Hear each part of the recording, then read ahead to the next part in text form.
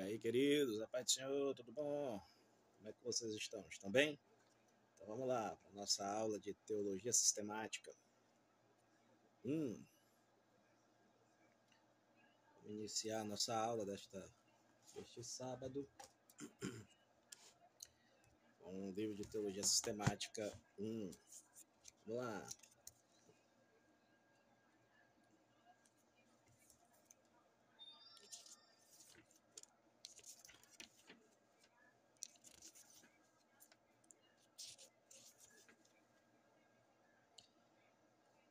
Vamos lá.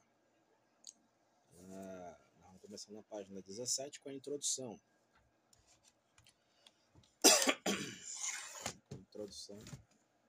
E para que possamos compreender um pouco mais do que é teologia sistemática. Para nós termos um pouco de entendimento a respeito disso, o alvo da teologia é falar, sobre a respeito dos conhecimentos acerca de Deus, e é a certificação dos fatos que dizem a respeito de Deus e as relações entre Deus e o universo, e a apresentação de tais fatos em sua unidade racional, como partes que começa de formulado e orgânico sistema de verdades, que é o que nós conhecemos de teologia sistemática. A teologia sistemática, nós vamos ter uma introdução. Sabemos que uma introdução a uma área do conhecimento é sempre seletiva e, portanto, nessa primeira parte serão expostas alguns pontos que nos parecem ser fundamentais para uma introdução à área de estudo teológico, que propõe fazer um estudo sistemático da Bíblia. Nós vamos ter os pressupostos da teologia, a reflexão teológica por princípios, que é o que vai ser apresentados os temas que fazem parte da teologia sistemática.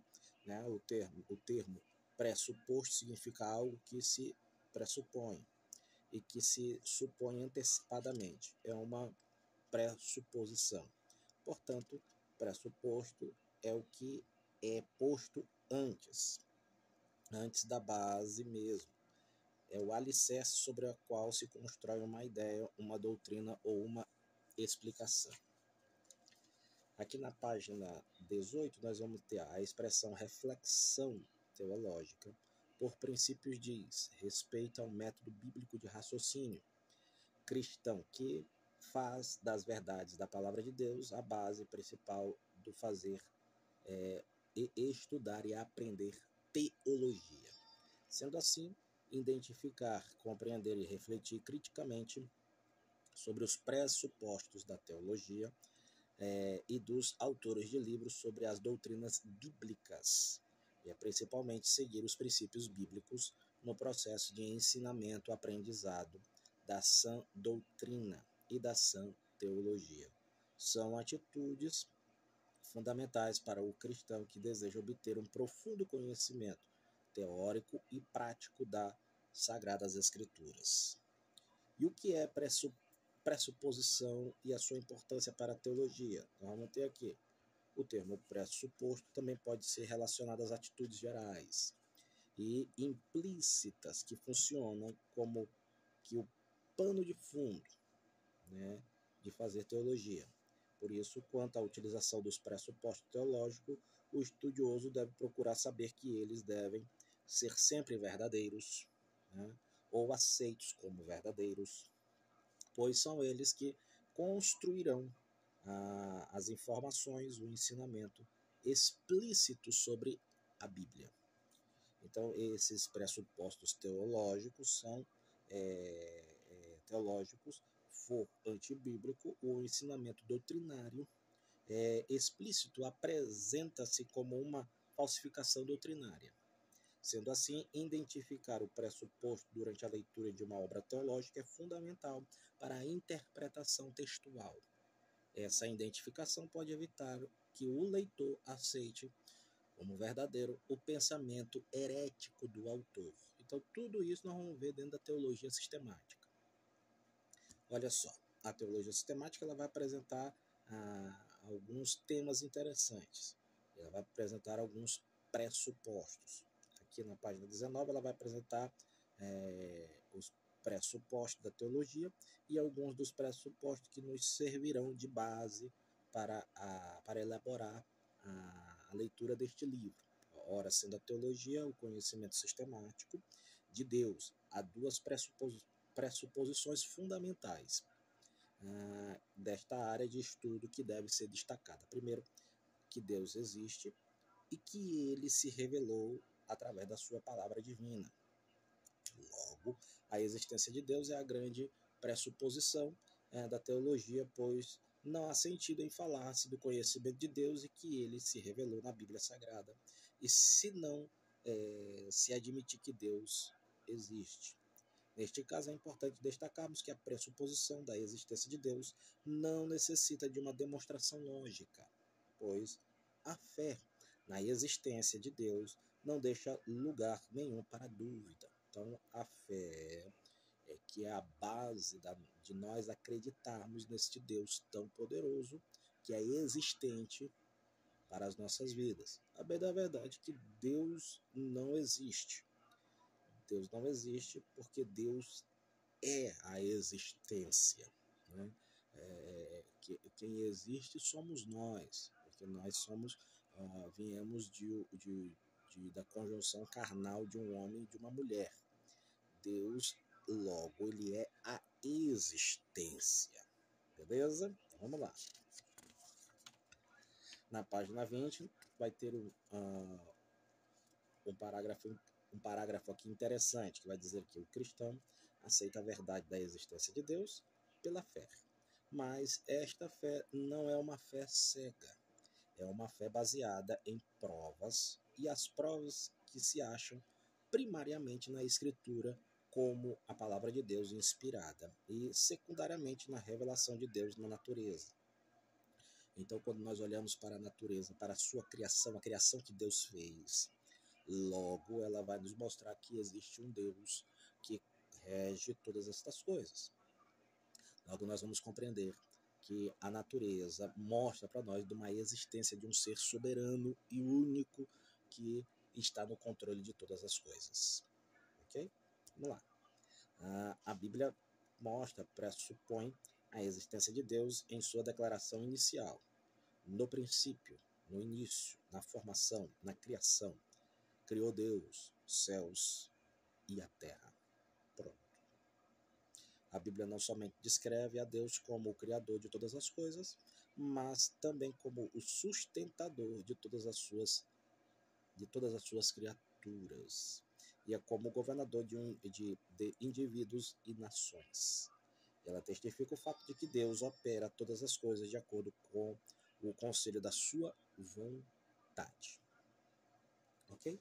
Na página 21, nós vamos ter ainda um parágrafo que fala a respeito disso. Nesse sentido, a pressuposição da teologia cristã é um tipo muito definido, pois a suposição é que Deus é um ser pessoal, autoconsciente, soberano, e que é a origem e está presente em todas as coisas.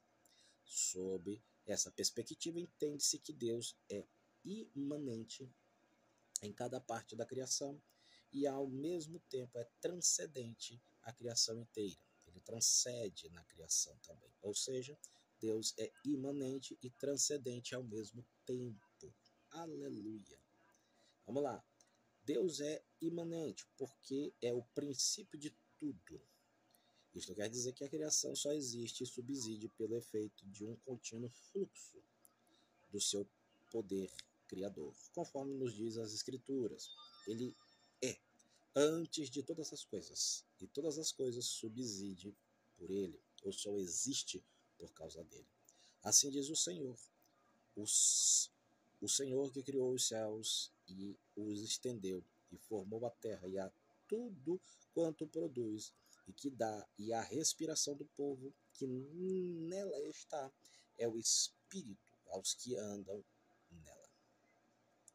Vamos lá. Pressuposições teológicas do escritor. É essencial em todo o esforço interpretativo bíblico e teológico estabelecer o ponto de partida do intérprete. pois toda obra de teologia e história da doutrina é um reflexo das pressuposições teológicas do escritor. Nesta área, não existe a possibilidade de neutralidade ou objetividade plena. Assim sendo, conhecemos a seguir alguns pressupostos da autora deste livro que fundamenta o estudo aqui. Ela vai dizer: somente pela autorrevelação de Deus podemos conhecer a Deus. Por isso, não se deve separar a teologia do conceito da revelação. Os estudiosos da teologia devem, sempre que possível, recorrer às línguas originais, que é de suma importância. Nós precisamos conhecer as línguas originais, as línguas mães da palavra de Deus, aquilo que eu já vos lhe ensinei, que é do Antigo Testamento, é quase todo em hebraico e uma pequena parcela em aramaico. No Novo Testamento é quase todo em grego, né? Ainda tem umas parcelazinhas ali, pouca coisa, né? Algumas passagens em aramaico, muito pouco, pouquíssimas coisinhas, pouquíssimas, né? E também algumas palavrinhas em latim, que era da época, muito pouco, mas toda na sua totalidade no grego, Novo Testamento. Então é de suma importância também conhecer as línguas mães da época em que foi formado o cânon sagrado. Aí nós teremos a realidade do texto, teremos uma claridade daquilo que o escritor estava querendo falar, daquilo que ele queria passar para o povo, e aí teremos pleno conhecimento da realidade do texto para as nossas vidas. A fé cristã está baseada em um compromisso com Deus. A fé em Deus não depende de conhecer totalmente as exigências desse compromisso, nem depende de obter todas as respostas aos questionamentos teológicos. O enfoque bíblico é naturalmente teológico, ou seja, é um estudo sobre Deus e a parte da revelação dada por Deus, e, portanto, a Bíblia deve ser estudada dentro deste enfoque. A fé é prática, a fé é a prática da fé cristã, estão fundamentadas na palavra de Deus, isto é, na Bíblia Sagrada. É preciso conhecer e respeitar o contexto em que o texto bíblico está inserido, pois a mensagem contextual não deve ser desvalorizada, né? É o erro prático que muitos pregadores, pastores fazem, de pegar um texto, só o versículo bíblico, e não olhar para o seu pretexto, né, o que está acima e o que está depois abaixo. Aí pegar todo o seu contexto, aí sim saberemos a realidade que o texto está falando. Pega-se um versículozinho que é para lançar para a igreja, e aí pega passagens isoladas, interpretações humanas, claro que todas as interpretações humanas, mas nesse caso vai ser uma interpretação equivocada, não conhecendo o contexto todo da passagem bíblica, e aí vai se tornando meramente uma interpretação herética, introduzindo dentro da igreja ensinamentos heréticos, confundindo e não amadurecendo a fé dos irmãos. Nós precisamos ter uma compreensão mais profunda do Novo Testamento, e requer a presença e a valorização do Velho Testamento, pois uma interpretação correta do Velho Testamento é fundamental para entendermos as boas novas do Novo Testamento. Apesar da realização de um estudo detalhado, é possível que não se consiga uma interpretação clara e exata de um texto bíblico, pois há temáticas e textos bíblicos mais complexos que os outros. E o estudo do texto bíblico, por si mesmo, é o primeiro passo a ser seguido no fazer teologia. Por isso, no estudo de uma passagem bíblica ou de uma temática doutrinária, o uso de comentários, dicionários e outros livros deve ser sempre tomar o lugar secundário, porque o primário é a palavra de Deus. A interpretação adequada de uma passagem bíblica deve respeitar o tipo e o gênero literário do texto bíblico em estudo, se é uma parábola, se é um discurso ou etc. Deus é apresentado no texto bíblico muito mais através do que faz do que através das descrições. abstratas e proposicionais. Né? E para concluirmos a seguinte questão: qual é o papel dos pressupostos teológicos?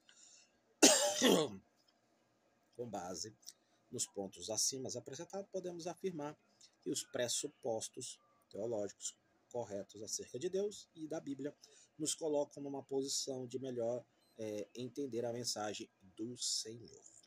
Nesse sentido, é o reconhecimento dos pressupostos bíblicos verdadeiros que faz com que o cristão do mundo todo, com diferentes horizontes de compreensão, vindo de diferentes culturas e que se passaram por diferentes experiências, consigam interpretar a Bíblia da mesma forma, ao ponto de chegarem aos mesmos resultados, que à luz da Bíblia podem ser adaptados e acomodados à sua língua ou linguagem e cultura.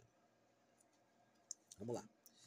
Na página 25, nós vamos dizer que Deus existe, é imanente e transcendente, que Cristo morreu pelos nossos pecados, ressuscitou literalmente dentre os mortos e está à direita do Deus Pai, e virá para julgar os vivos e os mortos.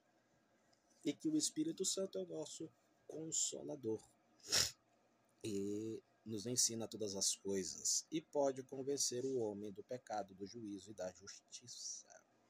Nós vamos ter aqui uma reflexão teológica por princípios. Vivemos sem dúvida tempos difíceis, isso é claro, depois do contexto atual, há muitos cristãos deixando de ler e estudar a Bíblia ou a palavra de Deus, a fim de serem ensinados pelo Espírito Santo. E o que vemos é que muitos preferem depender de interpretações que lhe agradem, né? São interpretações que possam trazer algum ensinamento prático, mas que entre em conformidade com aquilo que ele quer. Hoje nós encontramos uma moda dentro da igreja. Alguns estudiosos, até mesmo a palavra de Deus, vai nos dar o entendimento que nos fim dos dias, levantaria-se mestres para interpretar a Bíblia da forma que eles queriam e da maneira que eles querem, para que o povo se acomodasse nos vossos pecados e nos vossos ensinamentos. Percebemos isso, que o povo tem tentado achar meios e maneiras de interpretação bíblica para terem direito de pecarem e de viverem a vida da forma que eles querem. Porque nós temos que entender algo. A dúvida é nossa. A desculpa também é nossa. Só que a palavra de Deus, ela não nos deixa por inocentes. O poder do cristianismo, do evangelho, é nos confrontar todos os dias. A Bíblia vai nos dizer, né, que o Espírito Santo é o que nos vai convencer-nos dos pecados. Se o cristão não é convencido dos pecados, é porque ele não está sendo confrontado todos os dias. É que todos os dias ele está vivendo da forma que ele quer, da maneira que ele quer. E é isso que nós observamos hoje. Então, a palavra de Deus, ela é para confrontar e, de fato, de direito, os nossos erros. E nós ter uma vida transformada e viver neste cristianismo, nesta mensagem verídica a respeito de Cristo. Nós vamos ter na página 26 as doutrinas fundamentais. Nunca deve ser relativizada, pois são doutrinas esposadas na palavra de Deus, e é preciso saber interpretar adequadamente as doutrinas bíblicas fundamentais e diferenciá-las das outras doutrinas secundárias ou periféricas. Algumas doutrinas fundamentais são a divindade e a humanidade de Cristo, a doutrina da salvação e os atributos naturais e morais de Deus e a triunidade divina e a autoridade, inspiração e inerrância das sagradas escrituras.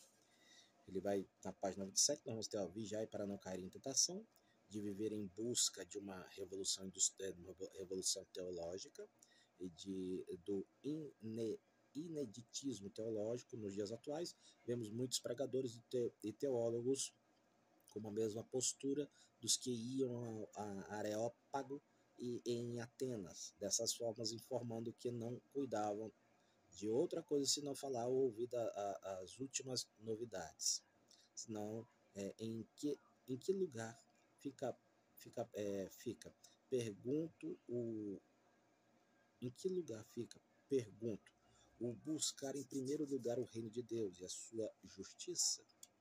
Nós vamos ter também o cuidado ao podar a árvore. Há momentos que precisamos realmente aparar. Há certos galhos que necessitam ser podados doutrinariamente.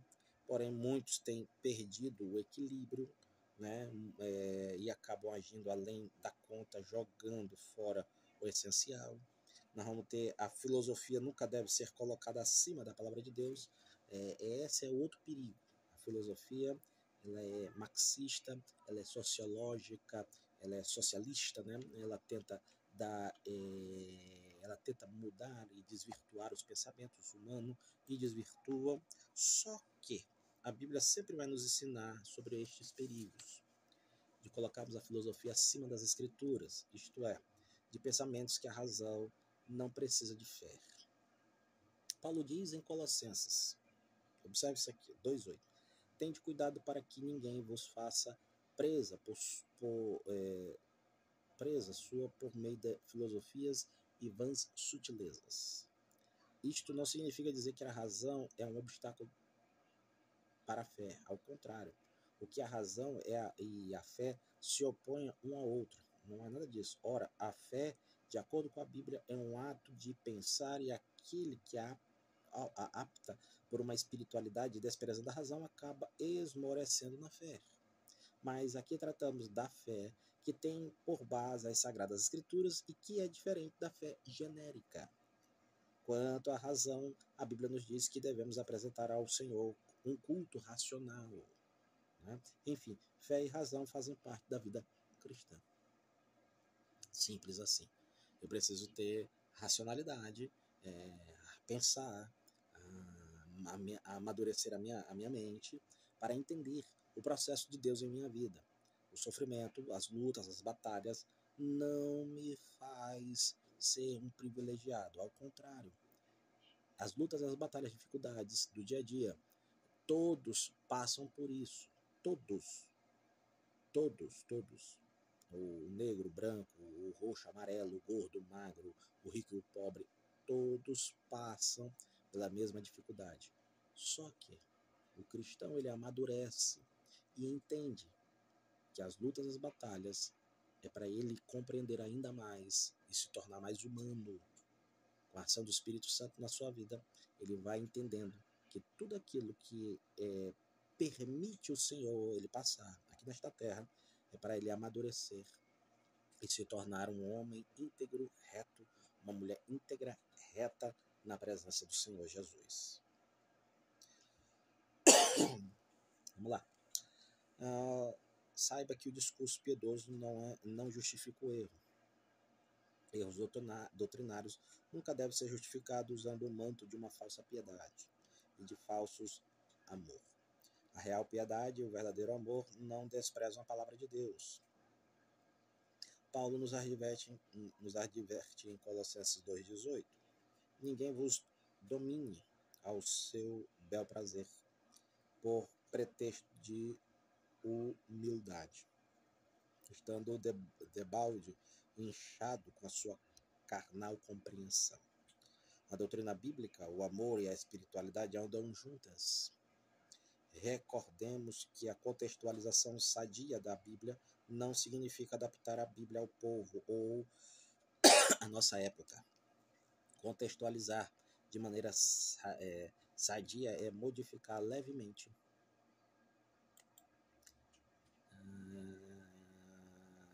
a forma de apresentação da mensagem cristã, sem alterar o seu conteúdo. Pedro nos diz: desejai afetuosamente, como meninos novamente nascidos, e o leite racional não falsificado, para que por ele vades crescer, né? Crescendo, amadurecendo. Quando surgirem falsas doutrinas ou aparecerem doutrinas falsificadas, mantenha os pés calçados na preparação do Evangelho. No que diz Paulo em Éfeso em Efésios 6,15. E ele vai dizer, atentando para que nos diz Paulo em Efésios 4,14.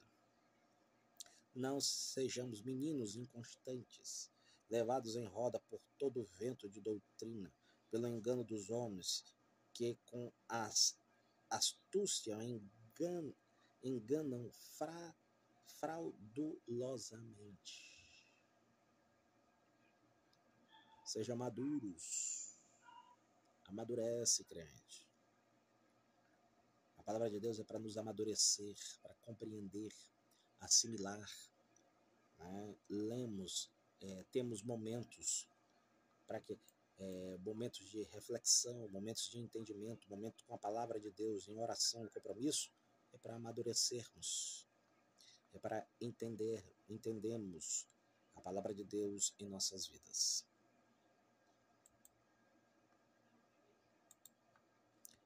Vamos lá. Fuja da relativização, ou seja, não adote a postura de ficar no muro. Tome uma decisão. Utilizar o discurso de incerteza. Alguns acham que é erudito dizer que tudo é relativo. Não. O estudioso da Bíblia deve ter clareza da fé que prega e ensina. Assim sendo, diferentemente dessa onda de relativismo, guarde o bom depósito para que está firme naquilo que a Bíblia ensina. Neste caso, sigamos o bom exemplo do apóstolo Paulo, que disse: mas não me envergonho, porque eu sei em que eu tenho crido. Aleluia. Creia no Senhor Jesus Cristo, querido. Conceito de doutrina e teologia. A sociedade atual vive em um tempo de superficialidades e banalidades. Está tudo banal e tudo superficial dentro e fora da igreja. Isso é fato. A sociedade hoje prefere viver uma banalização, uma superficialidade, e dentro da igreja não está diferente. A igreja hoje, os líderes, hoje eles não querem pregar a verdade, não querem ensinar, porque eles ficam alegando que se ensinar a verdade a igreja seca. Eu ainda não vi isso, ao contrário. O que faz a igreja crescer é ensinar a verdade, o que desintoxica uma igreja é ensinar a verdade. E os obreiros, os dirigentes, pastores, hoje eles precisam ter um entendimento. Hoje os obreiros, eles, quando saem da frente de uma igreja, eles não sabem ser ovelhas. Eles têm que ser ovelhas, eles têm que pastar, eles têm que comer capim. E quem dá esse capim é o novo pastor. E é por isso que as comunidades de fé querem viver de um princípio de superficialidade. É porque hoje os pastores, eles maqueiam a igreja, fazem um trabalho de qualquer jeito, de qualquer maneira.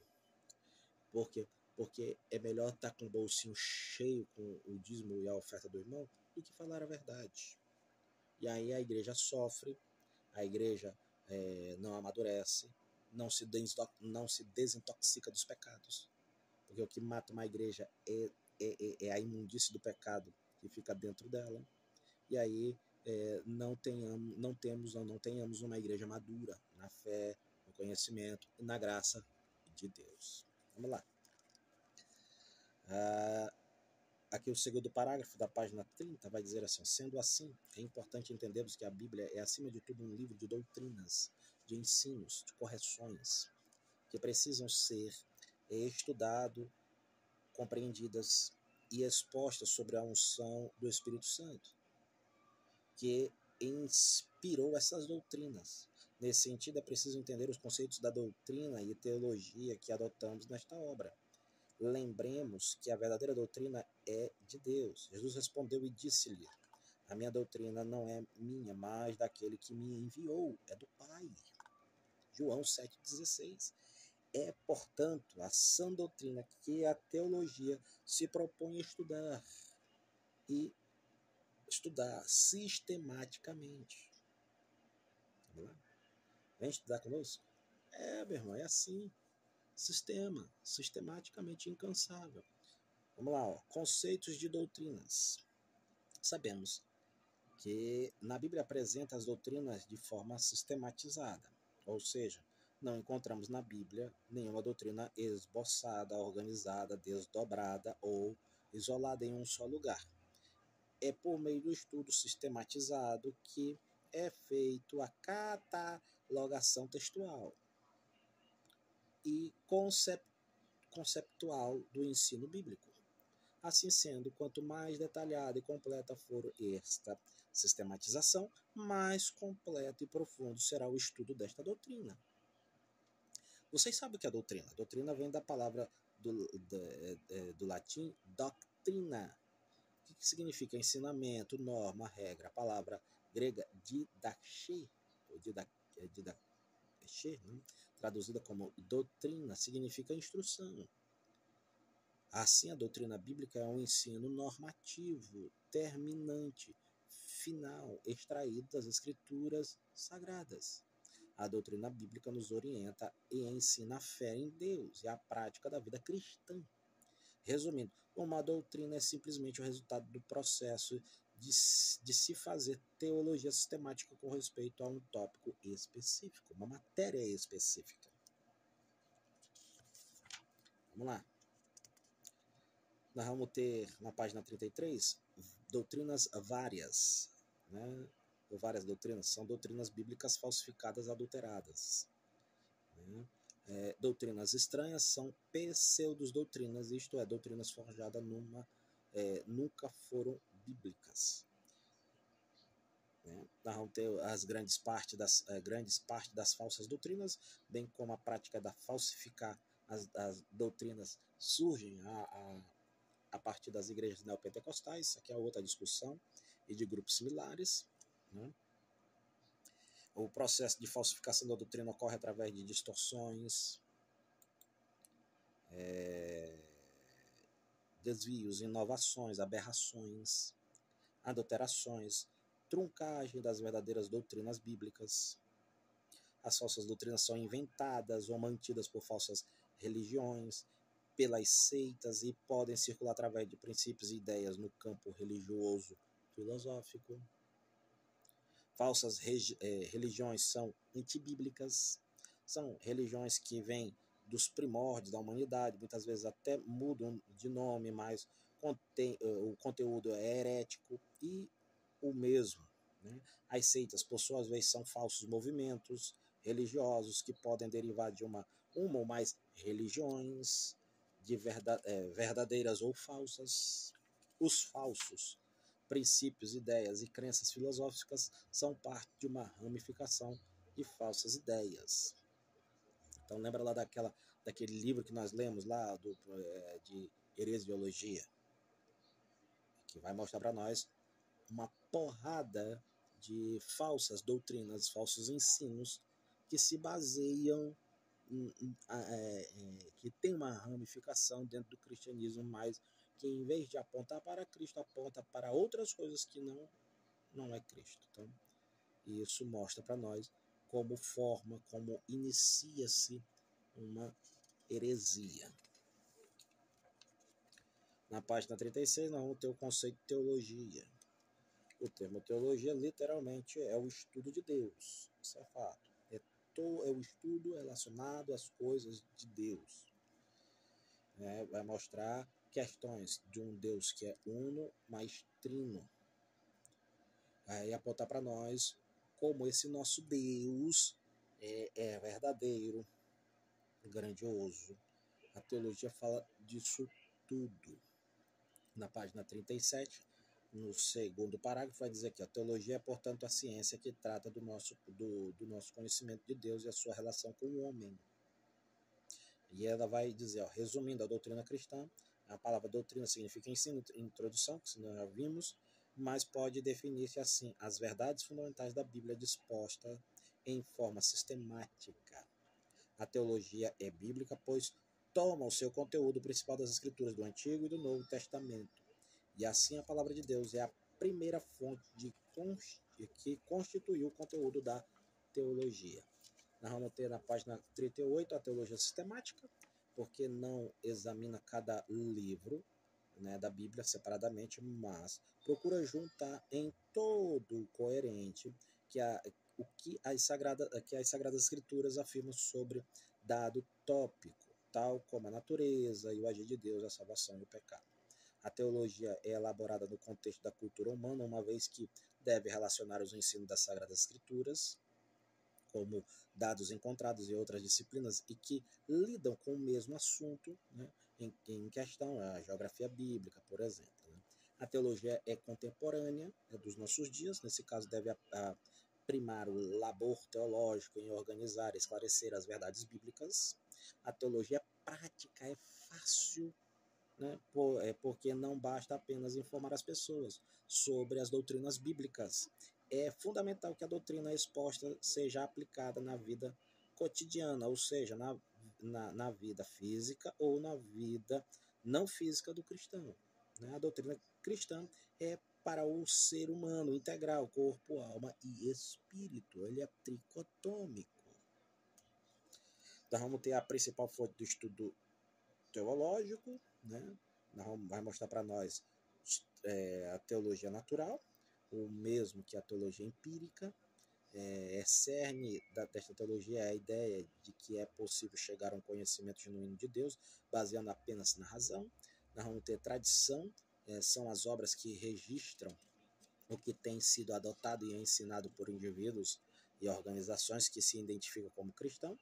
Nós vamos ter a experiência. Aqui encontramos a doutrina segunda, a qual a experiência é a base da fé. Neste caso, a experiência individual vale mais do que a revelação da Sagrada Escritura. Isso aqui é perigosíssimo. A experiência é para mim. Se foi dado para mim, é para mim. Não é? Eu vou contar como testemunho, mas ela foi dada para mim. Então, é para mim que essa experiência é válida. Né? Mas eu não posso negar a Bíblia por causa dessa experiência. Não. A revelação única é a bíblica. A principal é a bíblica. A experiência que Deus me deu é para me afirmar os meus pés, tomando como base a Bíblia Sagrada, a palavra de Deus. Mas essa experiência me aproxima ainda mais do Senhor, porque ela vai me apontar ainda mais para amadurecer a minha fé em Cristo Jesus. Porque tem muitos irmãos que ele pega a experiência e quer repassar para os outros, né? Tem até uma irmã que nós conhecemos que ela não cortava o cabelo dela estava passando ali do bumbum dela. Não cortou porque fez um voto ao Senhor. Depois ela falou que não cortava o cabelo porque pediu a Deus, fez esse voto e Deus cumpriu o voto, esse milagre, e ela se manteve. A experiência dela, né? Foi o que ela fez para Deus, né? O que ela colocou na mão do Senhor. Então, foi o que ela apostou, né? Fez um voto ao Senhor. Eclesiastes diz que se eu faço um voto, eu tenho que cumpri-lo. Então, ela cumpriu o voto, né? Na página 40, nós vamos ter as Sagradas Escrituras. A Bíblia é tida como um documento definidor ou uma constituição de fé. E nós chegamos aqui na teologia, religião, doutrina e dogma, e conceitos e conexão. Qual é a conexão entre a teologia e a religião? Para alguns estudiosos, a palavra religião, de origem latina, significa ligar. Religião representa as atividades que ligam o homem a Deus numa determinada relação, mas outros dizem que o significado está sempre atento, ou seja, ter uma atitude de reverência. Sendo assim, a teologia é um conhecimento acerca de Deus e a religião é a prática. Neste caso, é bom que caminhem juntas. Né? Nós vamos ter aqui o estudo da teologia, diferente do estudo da religião. Isso é fato. O estudo da religião inclui todas as religiões mundiais e seitas. Né? A religião e a teologia devem coexistir na verdadeira experiência cristã, porém, na prática, às vezes se acham distanciadas, de tal maneira que a pessoa pode ser um teólogo sem ser verdadeiramente religioso, e, por outro lado, a pessoa pode ser verdadeiramente religiosa sem possuir um conhecimento sistemático doutrinário. Se conheces estas coisas, feliz será, e se observas e se as observas, é a mensagem de Deus ao teólogo. Procura apresentar-te a Deus aprovado como obreiro que não tem de que se envergonhar e que maneja bem a palavra da verdade. Como obreiro. Qual é a diferença entre doutrina e dogma? Doutrina é a revelação da verdade, como se encontra nas Escrituras, e dogma é a declaração do homem acerca da verdade quando apresentada em um credo, que é uma fórmula doutrinária ou profissão de fé. Nós vamos ter a importância da doutrina bíblica, né? O ato de aprender e ensinar a doutrina nos capacita a cumprirmos a grande comissão de Cristo e de, portanto, fazer discípulos, né? Esse fazer discípulo é preparar, enviar, mostrar a doutrina cristã, ensinar o que é evangelho. Aleluia.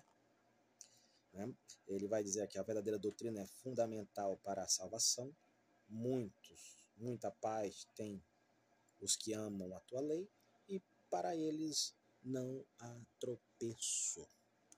A sã doutrina é necessária para o cristão crescer espiritualmente. É essencial para desenvolver o caráter cristão. Dá instrução ao sábio e ele se fará mais sábio. Né?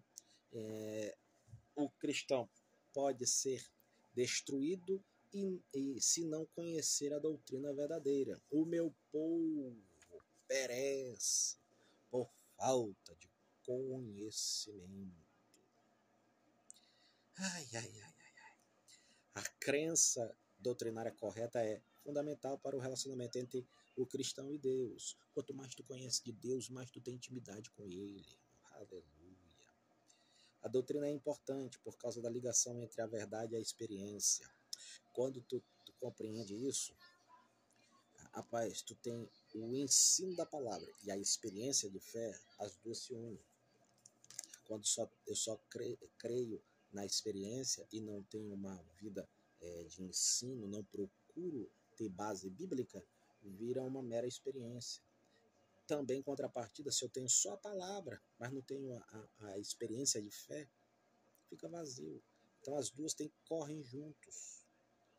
A experiência de orar, de buscar a Deus, de chorar, de prantear na presença de Deus, e a experiência de estar comendo a palavra de Deus, tampando os buracos da minha vida, uma busca desenfreada pelo Espírito Santo, alicerçando minha vida em Cristo Jesus. A compreensão correta da doutrina é importante porque hoje há muitos sistemas de pensamentos religiosos secundários antibíblicos. O ensino da sã doutrina é um abrigo contra mentira e erros de interpretação, para que não sejamos mais meninos inconstantes, levados em roda por todo o vento de doutrina, pelo engano dos homens, que com a astúcia enganam fraudulosamente. O cara sem base bíblica, ele é igual uma palha ao vento. Ele é levado. Vamos lá, mais umas. Chegar aqui até a página 50. Né? E aí eu paro. Senão eu vou aqui falando, quando vê, acaba o livro, né? É rapidinho. A importância e necessidade da teologia. Sendo a teologia uma tarefa da igreja e dos cristãos, ela exige envolvimento, participação, responsabilidade, objetivando o engrandecer a Deus, valorizar a sua relação e contribuir para o ministério e a missão da igreja. Eu tenho certeza que vocês estão aprendendo a EPOAD, os livros, para você aplicar para a sua vida, para que lá no futuro, aquilo que o Guto já disse, que vocês estão sendo preparados para as novas turmas. Vou usar um exemplo de vocês mesmos. O irmão Nildo. É brutal a mudança que Deus fez na vida dele no decorrer de 1 ano e meio, praticamente, que eu estou com vocês. 1 ano, mais ou menos. Né? Já estamos chegando já estamos além da metade do ano, né? Então, nessa época, o ano passado, eu já estava com vocês há mais de um ano, né? Eu estou com vocês há mais de um ano. E é brutal a mudança, porque o conhecimento de Deus é maravilhoso. Vocês vão amadurecendo. Hoje o Bom Nildo aqui, ó, é uma benção de Deus, irmão, né? Eu falo porque eu tenho liberdade de falar com ele, né? Um homem de Deus, meu amigo. Como todos aqui são meus amigos. E a gente vai vendo a mudança. A própria irmã Valéria era tímida, agora já, né, já está pregando, ensinando. Irmão, isso é coisa de Deus. É a palavra de Deus que vai fazendo essas mudanças. A palavra de Deus vai agindo no coração de vocês, vai alicerçando, vai dando base, tranquilidade, paz, temperança, domínio próprio. Esta o resultado da palavra de Deus em nossas vidas. Olha lá. Assim, a teologia é inevitável, é universal, como também valiosa e necessária. Supra a necessidade de haver uma declaração autoritária e sistemática sobre a verdade. É essencial para o pleno desenvolvimento do caráter cristão. É um baluarte contra o erro. Hoje vocês sabem, quando alguém sobe o altar aí para pregar na vossa congregação, quem está dominando, quem não está, quem pode estar errando, pregando uma heresia. Vocês hoje estão sabendo disso. É uma parte necessária do equipamento de quem ensina a palavra de Deus, né? É saber teologia. É alicerçar-se na rocha que é Cristo Jesus. E o que é teologia sistemática? Vai ter uma definição e classificação. A teologia sistemática, no contexto da religião cristã, não é o estudo de Deus como algo abstrato, mas é o estudo do Deus pessoal revelado na Bíblia. Ela é classificada, ela vai ter umas disciplinas. A cristologia, que é o estudo a respeito de Cristo, eclesiologia, igreja, escatologia, as últimas coisas, heresiologia, né, seitas e heresias. Essa teologia, portanto, coloca tudo de maneira ordenada, tudo mais em ordem, coerentemente organizada, ou seja, sistematizada. Por isso o nome teologia sistemática. Teologia sistemática, definição e tarefa. Voltemos à pergunta, o que está no título deste tópico, o que é teologia sistemática? Para melhor esclarecer o que afirmamos anteriormente, apresentamos a definição de John Helmut. Por essa definição, expressa os elementos da tarefa da teologia sistemática, né, muito bem. Teologia sistemática é aquela disciplina que tenta dar uma exposição coerente das doutrinas da fé cristã, baseada principalmente nas escrituras e falando as perguntas e questões da cultura e da época em que ela existe, com aplicação à vida pessoal do teólogo e outros. A teologia sistemática trata das doutrinas bíblicas. A teologia sistemática é baseada nas Sagradas Escrituras. A teologia sistemática sempre tem um alvo prático, né? Teologia, classificação e áreas de estudo, ela vai por época, por pontos de vista e por ênfase. E assim eu vou parar por aqui, porque senão a gente já termina. Eu vou um pouquinho mais, que é para a gente completar 1 hora de vídeo aqui. Tá acabando. Ó. Classificação por ênfase. Nós vamos ter a teologia exegética, a teologia bíblica. Né? A exegética vem da palavra grega que significa sacar ou extrair, né? A verdade, ou seja, essa teologia procura descobrir o verdadeiro significado das escrituras. Teologia bíblica é a teologia que traça o progresso da verdade através dos diversos livros da Bíblia. A teologia moral visa refletir sobre a resposta concreta que o cristão dá a Deus nos diversos âmbitos da sua existência. Ou seja, pessoal, interpessoal, comunitária, social, familiar e política, analisando as bases e os critérios de como o cristão deve agir sobre temas globais. Teologia sistemática tenta refletir a real e pura fé cristã. É o esforço de apresentar os dados da teologia de maneira organizada, né? Sistema. Nós vamos ter a teologia histórica, essa teologia traça a história do desenvolvimento da interpretação doutrinária, e envolve o estudo da história da igreja em todas as épocas e tempos. né, em palavras, a história da teologia documenta as respostas às grandes questões do pensamento cristão e, ao mesmo tempo, procura explicar os fatores que contribuíram para a elaboração dessas respostas. Não ter a teologia pastoral. Esse aspecto da teologia pastoral preocupa-se em aplicar os dados da teologia bíblica e sistemática às necessidades do ministério pastoral, especialmente na orientação e no cuidado dos indivíduos que compõem a igreja ou dos indivíduos que são alvo da sua atuação. Nós vamos ter as divisões da teologia sistemática, né, nós vamos ter as suas classificações, que sobre títulos, né, a doutrina de Cristo, que também é chamada de cristologia, né?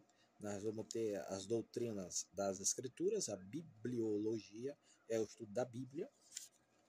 Nós vamos ter doutrinas de Deus, a teontologia, theos, que significa Deus, ontos, que é ente, e logos é o estudo de Deus ou teologia propriamente dito, né? Nós vamos ter a doutrina dos anjos, a angiologia, o estudo a respeito dos anjos, né? Nós vamos ter a doutrina do homem, a antropologia. Nós vamos ter a doutrina do pecado, a amartiologia. O fato mais trágico em conexão com o homem é o pecado e as suas consequências. Nós vamos lá para Adão e Eva. Nós vamos ter a doutrina de Cristo, que é a cristologia. A doutrina da expiação. Sob este título, consideramos os fatos que esclarecem o significado da obra de Cristo a favor do homem, né, morte e ressurreição. Nós vamos ter a doutrina da salvação, a soteriologia, como se aplica a expiação, a necessidade do homem, e é como se faz real essa sua experiência. A doutrina do Espírito Santo, a pneuma, né, ou paracletologia, como se faz real no homem a obra de Cristo. Isto é um assunto tratado na doutrina da natureza e da obra do Espírito Santo. A doutrina da igreja é eclesiologia. Os discípulos de Cristo, obviamente, necessitavam alguma organização para se realizar os propósitos de adoração, instrução e comunhão e propagação do evangelho. Nós vamos ter as doutrinas das últimas coisas, a escatologia, né? Nós vamos ter as classes de assuntos doutrinários, né, que é para fins de estudo. Todas as doutrinas da Bíblia podem situar-se em 3 grupos ou classes de assuntos doutrinários, né? A saber, as doutrinas da salvação, a doutrina da fé cristã e as doutrinas do porvir ou das coisas futuras. Ele vai mostrar aqui as doutrinas da salvação, a doutrina do pecado, a doutrina do arrependimento e confissão de pecado, a doutrina do batismo em água, a doutrina da evangelização e missões, e as doutrinas da fé cristã, quase não sai. São as doutrinas das Sagradas Escrituras, a doutrina de um Deus unutrino, a doutrina da criação e de todas as coisas, a doutrina dos anjos bons e maus e os demônios, a doutrina do homem, isto é, acerca do homem, né? A doutrina do batismo com o Espírito Santo, a doutrina da ceia, a doutrina da contribuição financeira e etc. Nós vamos ter as doutrinas do porvir, que é a doutrina da ressurreição dos justos e dos injustos, a doutrina do juízo, os julgamentos, a doutrina da grande tribulação, a doutrina do concernente ao anticristo e a doutrina da vinda de Jesus. E eu paro por aqui, porque senão a gente já acaba o livro, e o livro é rapidinho, menos de 100 páginas, né? Rapidinho, né? Vai até na página 93, já estou na 58, tá bom? Marca aí a página 58 para a próxima aula. Beleza, meus amigos? Um grande abraço, Deus te abençoe, estamos aqui. Muitas das respostas vai ser respondida mais no segundo livro, Teologia Sistemática 2, né, que ainda vamos ver, que está aqui, ó. Nós estamos na 1, né? Vamos ter a Teologia Sistemática 2, que antes dela vai vir a Ética Pastoral, eu acho que a gente já fez, né? Mas tem a Teologia 2 e a Teologia Sistemática 3. Nós estamos pertinho para acabar já, né? Graças a Deus, está acabando. Tá bom, queridos? Deus vos abençoe. Nos vemos na próxima aula. Um grande abraço. Fica na paz de Jesus.